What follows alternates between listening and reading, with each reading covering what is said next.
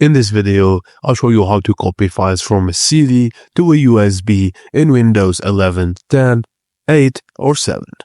Firstly, plug in your USB driver to the computer and navigate to this PC or my computer section. Locate your USB drive under Devices and Drives. If USB drive doesn't appear, just refer to a guide for troubleshooting missing USB drives.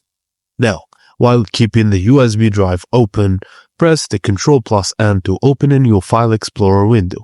Use the second window to navigate to the files you want to copy. Now, select the files you want to copy by clicking and dragging the mouse over them or holding Ctrl while clicking the individual files.